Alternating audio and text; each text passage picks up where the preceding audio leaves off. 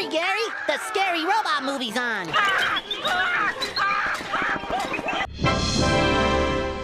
Samus in Smash Bros. What comes to mind? Boom, big energy shots. Slow missiles, those bombs that don't do much. This is how Samus has appeared in nearly every Smash game. And it's completely wrong. If you played Metroid Dread as like your first Metroid, you probably had this moment. Who's this Samus? Where's she been all this time? Well, that's the topic of discussion today. Why Samus has such a weak representation in Smash, even though there's 3 of her. Well, as long as nobody's bald, we can get started. Damn it. This video is sponsored by Keeps.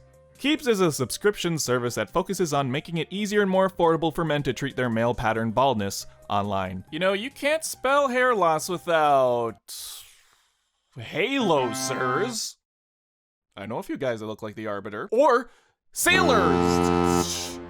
See, it comes full circle. Circles, patterns, male pattern baldness is an affliction or affection, an inflection point in many young males' lives. Chances are it may affect someone you know, a family member or a friend, because it is so common. In my experience, yeah, it does seem difficult, but Keeps as a service, it may be the perfect option. You can be treated in the comfort of your own home, so you can keep playing Metroid Dread without missing a beat. And one of the problems I have is, as a male, it's hard to really find the correct advice for this sort of stuff. But with Keeps, they offer a licensed doctor you can consult to choose the correct treatment plan for you. The program itself can take 4 to 6 months to take effect, so starting when you can and sticking to it is a great option so you can see results as quickly as possible. If you're ready to take action and prevent hair loss, go to keeps.com/relax or click the link in the description to receive 50% off your first order. That's keeps.com/relax.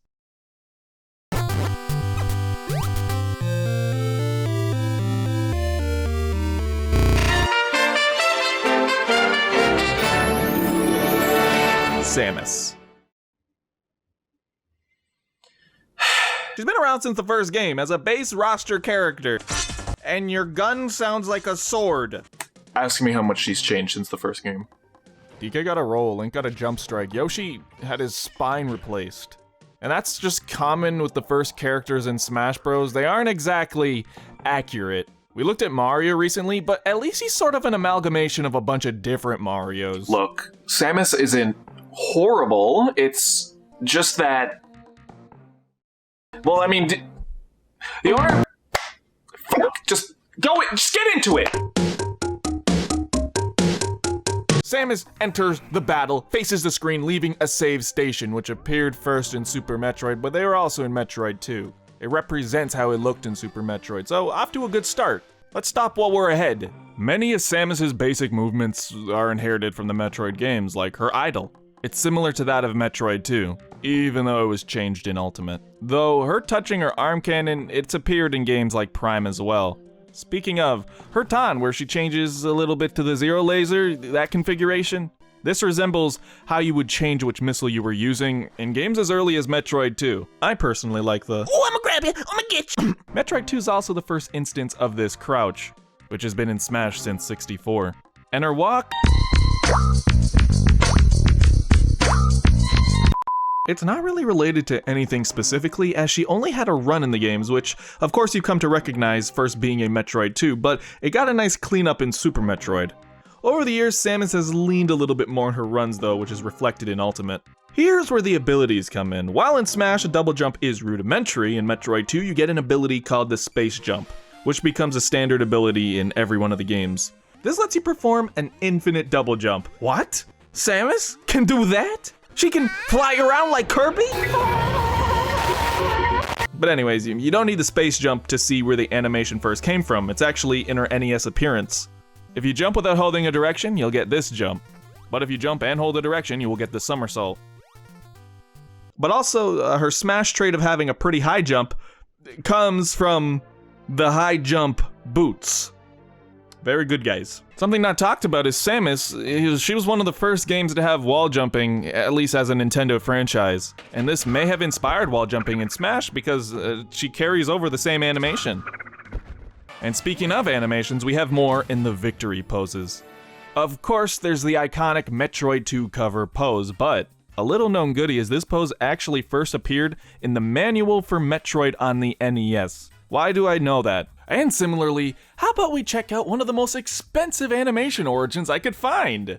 Yep, we have to look at the official manual for Super Metroid. Clearly it had an opinion. Anyways, if we turn to the first page of the table of contents, there it is.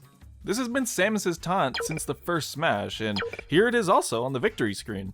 It's also pretty similar to the Zero Mission victory screen. Wow, these are some great non-attack animation references. If these are good, the rest should be even better.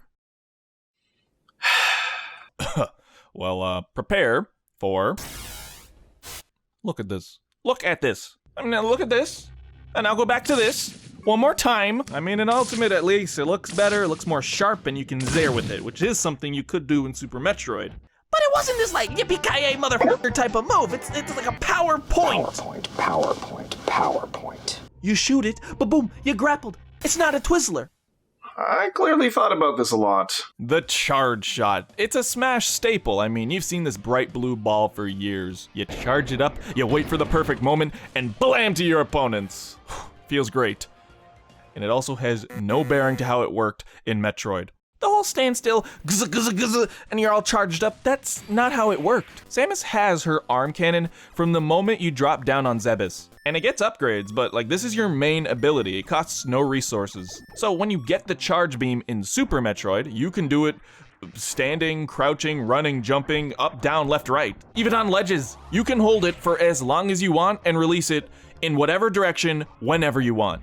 Smash's adaptation would be like if Mega Man could only use his Mega Buster as his neutral special. And it just continues. The bomb. First in the NES Metroid, modeled after Metroid 2 in Ultimate. In Smash, Samus can place down a few bombs that do irrelevant damage. In the games, it can damage enemies, terrain, but also let Samus bomb jump, allowing her to gain height. You can't, it doesn't work like that. Come on, there's gotta be something here. Oh, there's the power bomb! It's technically in Smash 4 as a custom. Oh! I almost said it. This move also reminds me of a big oversight because, hey guys, let's play Metroid. Here we are on planet Zebes. Thank God it tells us the language at all times. And what's this to our left? If we go and explore, we can find the Morph Ball. It's right here at the beginning of the game. The first ability you get in the first Metroid. Why are you giving this credibility? Oh, it's in her dodge roll. Whoa, why, hey, ooh, wow, my bad. My fucking bad. Well, her dash attack, it references her Shine Spark shoulder charge. I mean, look at, oh my God, it looks so cool. Look at you flying across this. Did you like it? But at least they got the screw attack. Oh, it's a screwed attack, all right. Well, this also appeared in the first Metroid. It was a late game power-up and is one of the coolest abilities ever. Once you have the screw attack, this is an instant killing machine. No matter the enemy, bam! The gun! Oh, I'm so scared. Boom! Hey, wait a minute. You toasted! It's like if a toaster and a blender fuse together. That's the screw attack. Now in the games, this was a tradition to collect after fighting Ridley, and once you had it, whew, you were overpowered. But that was what was fun about it, because you started the game with barely any abilities and ended off with this. It was so cool. That's what Metroid's all about. Let's see how they invited this ability into Smash. Maybe did I miss input? No. This should be like the knee. This should be like Zelda's tippy toe move. Not an overglorified flipper. We have one more move. One more move that arguably is one of the most important abilities Samus has in her arsenal. The missile. This is Samus's main damage dealing tool in pretty much every Metroid game. They're actually used at the start of the game as a sort of key because they let you break and access these red energy doors. They are so reliable because they do 4 or 5 times more damage than your basic energy shot.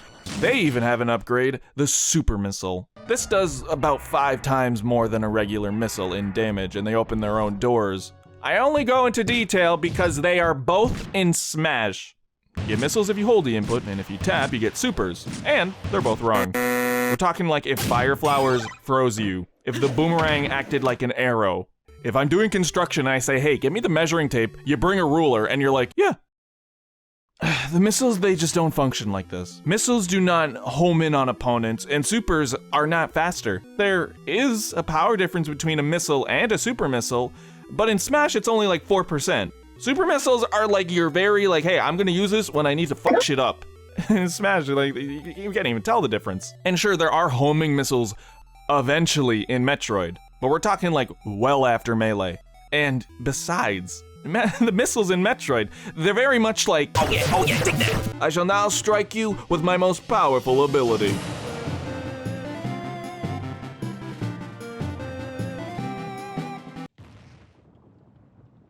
Take that.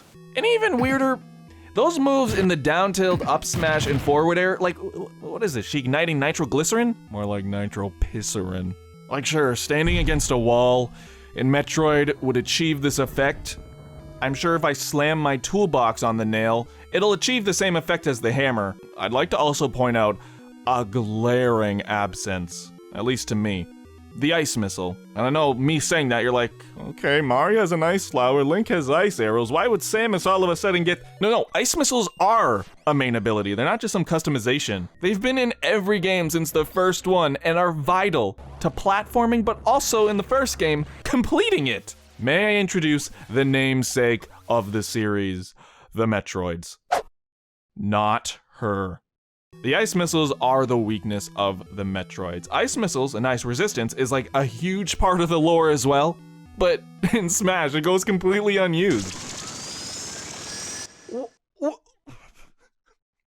So, they colored the charge beam blue, which is the color of the beam when you get the ice beam, but the ice beam is never used in Smash. What's the point? Mario's special is the fireball. Oh, that's special. Link's is the bow and arrow because, oh, that's a special move. He uses it sometimes, but it's pretty special. What's Samus's? The damn thing she gets in the manual where they're like, this is your main fucking thing. That's a special move. What's a human special move? Fucking walking? This being Samus's special move would be like if Link's special move was his sword, you know what I'm saying? Glad to have shown you a full playthrough of Metroid 1 just to emphasize how Samus basically represents none of it. Oh shit, something's happening. Is that something you do, or do we need to call someone? Luigi, Samus took her clothes off. Now you've got me curious. Zero Suit Samus has really been around since the first game. Your reward for completing the game as fast as possible probably will age poorly. But anyways, you could enter codes to play as Suitless Samus, though this character had all of Samus's abilities and was mostly just an Easter egg. But Zero Suit's first appearance was in the remake of the first Metroid, Metroid Zero Mission. At the end of the game, when you beat Mother Brain and do all that escaping, Samus is at her most powerful. Until she's blown out of the sky by some space pirates. Her power suit is destroyed and you're left only to your Zero Suit. You're stripped of nearly all of your abilities. Except of course your ledge climb, cause I mean come on, that's Samus's like core trait. If you even encounter an enemy, it's a death sentence. And this is like right after you're overpowered, so it's definitely a shock. But basically, this entire appearance at this point in the game, it's the basis of her Smash Bros. Moveset. The brawl design takes after Zero Mission, but Smash 4s and Ultimates, it reflects other M. No, you're thinking of the other M. In lieu of the Morph Ball, Samus can crawl. And that was included in her Smash Brothers moveset. It's even referenced in her Subspace Emissary introduction, so I mean, kinda cool. She also retains many of her animations. Her idle, jump, and run. Not to mention Samus's Paralyzer gun. In her game, it can fire like her regular arm cannon. You can fire forward in a 45-degree direction or crouching. And in Smash, this was referenced to how she crouches when firing, but also in the down smash. In Zero Mission, this basically paralyzed whoever got hit with it, so you could stop those space pirates in their tracks and run around them. So in Smash, I guess it was utilized to trap your opponents and make it so this weaker, more agile character could actually stand up to stronger opponents. But what about the rest? What about the rest of Zero Suit Samus's abilities? What about the shoes? What about the shoes? Like regular Samus, there were, creative liberties taken. The boost kick, her flip jump, and even Samus's insane agility. They're all completely, inferred, which is just a fun way of saying things were made up. I guess the flip jump actually kinda takes from the jump effect in Zero Mission. That smooths it all over. So in a lot of ways, it's just sort of an interpretation of what Zero Mission Samus would have played like. And you know, it's fine, it's a good moveset. The idea is without the suit, she would be able to be more agile. Even though that's not true in the games, it makes sense for a Smash Bros. Moveset. And it is sort of cool. Zero Suit Samus and Samus in the full Varia suit, this is just an interchange to how you have to collect the Varia suit in the Metroid games. I mean, Samus's Final Smash isn't really a thing in Metroid except for some passing resemblances, but after the Zero Laser, her suit falls apart and she pops out. This does reference the death animation, which makes it seem like in Smash she's killing herself, but I digress. It's just odd that the reveal trailer of Zero Suit Samus was this, and it would indicate that this attack is something that happens in the games when actually, pretty much never. This doesn't happen. Zero Suit got a great new Final Smash, and that doesn't really happen in Metroid like at all, but her old one sort of relates to how when Samus regains her suit, a light appears and it flashes and then she appears right back in that Varia suit. At least that's how it was in Zero Mission. And some people have references to the Crystal Flash, but like it's a lot of nothing. But what's worse than having two made-up Samus movesets? Oh goody, another Samus! This one looks like black licorice and blue raspberry, the evilest of flavors. Dark Samus references its appearances and abilities from Metroid Prime 2 and 3. This thing mainly takes the form of Samus utilizing Phazon, and Samus having her form copied is sort of a thing she just has to deal with now. Having the power of Samus and also the hunger to absorb planets, yeah, this thing's it's a little bit strong. And in the very least, its eerie movements from the game were reflected in a bunch of moves in Smash. And that Phazon, it's seeping out everywhere. Even the Final Smash is actually accurate to a move that Dark Samus has. And the double jump where it sort of just like grips and tenses up. It's a very popular pose for this character. Cutscenes are to thank for the victory screen. Whoa! Back it up, I can smell your dinner. Also, this one sort of references one of the more popular renders. And the one with the clones references one of the phases from a Dark Samus fight. Wow, all of the victory animations, huh? Overall, I think this is my favorite Echo fighter just because of how creepy and weird it is, but at the end of the day, it is still the same Samus you know. With none of the actual references, you know? It's incredible. I've said so much, yet have shared so little. So, why did I talk about Samus like this? Don't I usually start with a whole 10-minute spiel about the character's history and lore? Well, Metroid is Samus's home series. She defined this genre. I wanted the moveset to do the talking because that's the focus. In Smash 64, the top row indicates, at that time, the founding series of Nintendo. Without unlocking any characters, you have Mario, Donkey Kong, and Zelda. Super Mario Bros. Lifted the NES, Donkey Kong was so popular in arcades, and Zelda started a huge franchise. And then there's Metroid, one of the earliest adventure games that were on the NES. And when Smash 64 came out, there were 3 games at that time on all 3 consoles Nintendo had. But she still had game releases, so having her unchanged since Melee, with no new characters representing her, it's very noticeable. I get that gamers get upset about inconsequential things all of the time, but Samus should have now at least been given some tweaks to reflect her better. But if I wanted to give them the benefit of a doubt and deconstruct the methodology of making her work in Smash 64 and the rest, oh god. So why did they make her the same in all of these games? It could be the same sort of reasoning as Mario. They wanted to keep an old character familiar for a certain playstyle people could get used to. Where Mario is sort of the introduction to Smash Bros' unique mechanics, Samus is your first ever zoner in these games. Even in Ultimate, her game plan centralizes on throwing out missiles, charging your beam, zaring, and keeping your opponent away. On first glance, that sort of reflects how she fights in the Metroid games, but it isn't because your opponents are fearful of your strength, it's more that you're just annoying and they don't want to deal with all that shit. I can do the same shit with Yoshi, it's not that special. The only clothes he wears is shoes. And it's not even like she's the best character at doing this sort of thing. They could have very much done more to accurately reflect what she did in Metroid. I mean, even if you want to go the argument route of she's one of the first characters, so keep her the same, they changed Link to his Breath of the Wild form. He's had the green tunic since his first game, and they changed it to this? Like, come on. I feel like I'm not being crazy. Yes, of course, she has her 4 specials, and those are abilities from every Metroid game.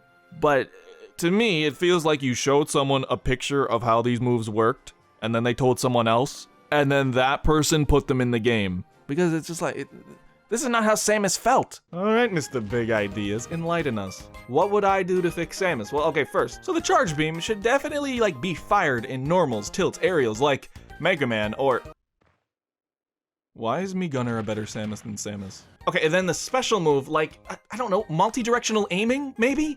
That's been Samus' shtick since, the first game. Imagine it was like Dread, where you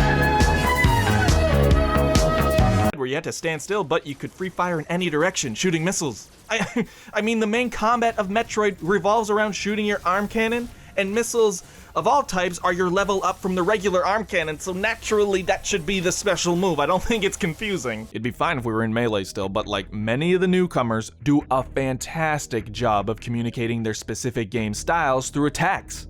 But Samus, for as long as I could remember, was sort of just this gray, forgettable part of the roster. I usually derive more from the movesets in Smash. I like to try and figure out what they were going for. And maybe I'm missing something here, but as it stands in Ultimate, I think Samus leaves a very weak impression of what the character feels like in her games. So it's very obvious. I sound like I really like Metroid, but I actually only just played through all of the 2D Metroids this year in preparation for Dread. And the one thing, other than all those games being good, that I've noticed was Metroid in the game... Wow, I really called Samus Metroid. Samus in the games is a lot different from how Smash portrays her. Smash always felt very stiff and callous, cold, uninterested in everything. But the games, while she is very stoic, she's not boring. She has thoughts, she's interesting, and the stuff she does, you'd think they could pull a little bit more for Smash Brothers, but it feels very hollow. I mean, come on. Look at Metroid Dread. They represented this perfectly. That's so cool. This is the Samus that we should have gotten in Smash, or at some point at least. In the lore, she's the biggest badass in the galaxy. She does solo missions when the Galactic Federation f***s up. She was raised by aliens. Every mission ends with her escaping an exploding planet. She's such a Leo. I feel like people being introduced to this character should know what this character is actually like. And this blurry interpretation of what the character is in Smash is just not it. This has been Know Your Moves. Thanks for watching, and now that we're at the end, I can finally talk about Metroid Dread. There's gonna be spoilers here. Are you ready? Here is the origin for Samus's up tilt. Hello, Scott. Daddy's back.